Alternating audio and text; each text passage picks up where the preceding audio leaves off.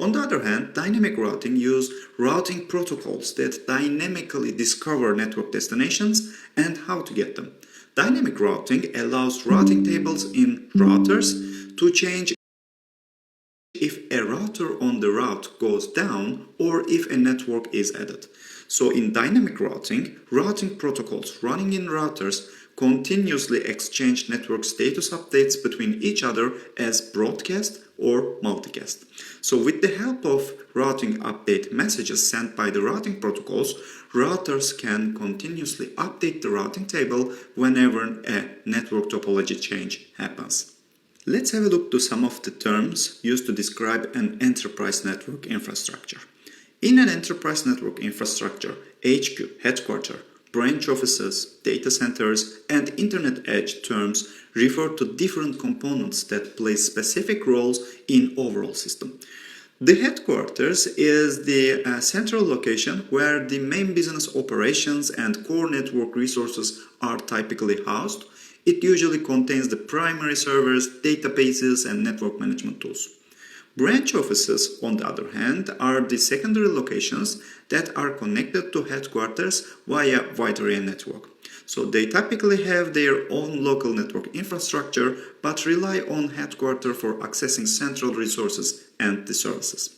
On the other hand, data centers are specialized facilities that house large-scale servers, storage systems, and networking equipment. So they are designed to provide high availability, redundancy, and scalability for hosting critical applications and data.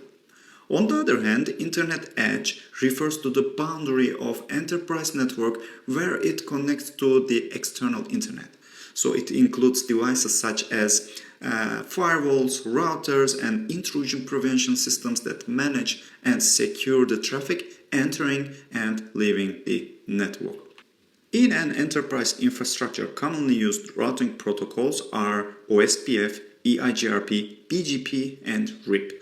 So OSPF is a link state protocol and used for internal routing within an autonomous system, which provides fast convergence and suitable for medium to large networks.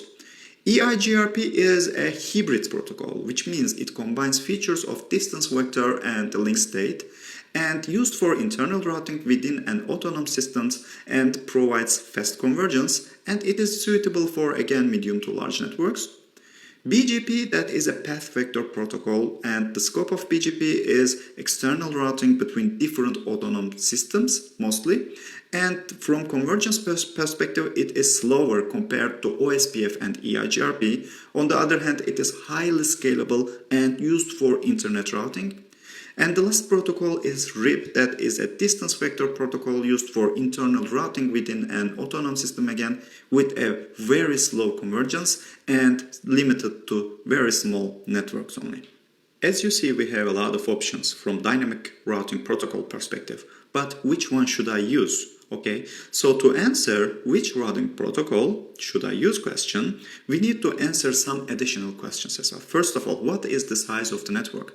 The size can vary significantly. For protocols like OSPF and EIGRP, they scale from small networks to large enterprise setups easily.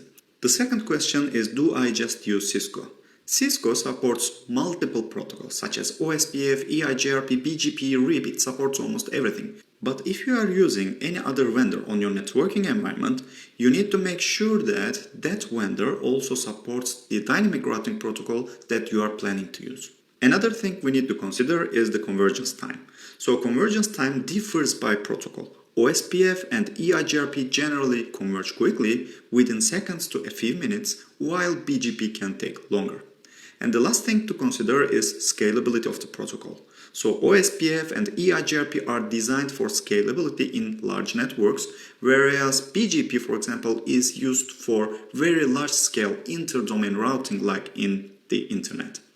IGP and EGP are fundamental concepts in network routing. IGP protocols are used to manage and direct traffic within a single organization's network known as autonomous system. Think of them as the rules and methods for how routers talk to each other and make decisions about the best path for data within one company or network. The commonly used IGPs are eIGRP and OSPF, and the use of RIP is very limited. ISPs also use ISIS, and that is an IGP also. eGP, on the other hand, this protocol is used for routing between different autonomous systems. They manage how data is transferred across different networks or organizations, facilitating communication over the broader internet or between multiple AS. So BGP is the only eGP used today, and the main functionality of BGP is to exchange a large number of routes between different autonomous systems. And we have routing protocol types, and there are mainly three routing protocol types: distance vector, link state, and the path vector. So, in distance vector, routers periodically send their entire routing table to their neighbors, and each router updates its own table based on the information received, considering the distance, usually in hops, to reach the different destinations. So an example for distance vector protocol is RIP. It is mostly very simple and easy to implement, but it can suffer from slower convergence and routing loops. When it comes to link state routing protocols, here each router independently maps the entire network topology by exchanging information about the state of its links with all other routers in the same AS. So this allows routers to calculate the shortest path to each destination using algorithms like Dijkstra. So an example for this is OSPF protocol, of course, and this protocol, link state protocol, provides faster convergence and more detailed network information, but it is more complex and requires more memory and processing power. Compared to distance vector, guys, you don't really rely what your neighbor says in link state, okay? Here, each router independently maps the entire network topology. And we have the path vector. Here, routers exchange information about the path, a list of autonomous systems that data will travel through to reach different destinations.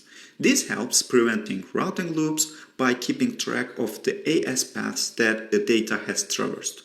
So an example for this, and the only example, is the BGP, and this is used for routing between different autonomous systems on the internet, highly scalable, and provides detailed control over routing policies and path selection.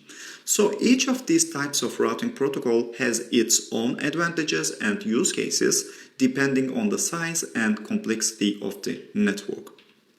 And lastly, let's talk about the convergence. That is the time it takes for routers to notice the change in the network, to share information about the change with each other, and to make the necessary calculations to find the best routes again. Guys, convergence times in routing protocols really matters. First of all, it can provide minimized outages. Shorter convergence times reduce the duration of network disruptions, preventing data loss and service interruptions during network changes or failures. Also, it can provide you a faster recovery.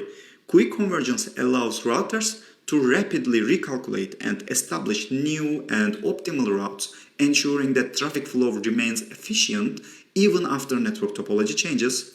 Also, it can provide stability and reliability. Rapid convergence helps maintain consistent and stable routing tables, which reduces the risk of routing loops and inconsistencies that can degrade network performance. So, in summary, faster convergence time enhances network resilience, reliability, and overall performance by swiftly adapting to changes. Okay guys, that's it from my side for this section.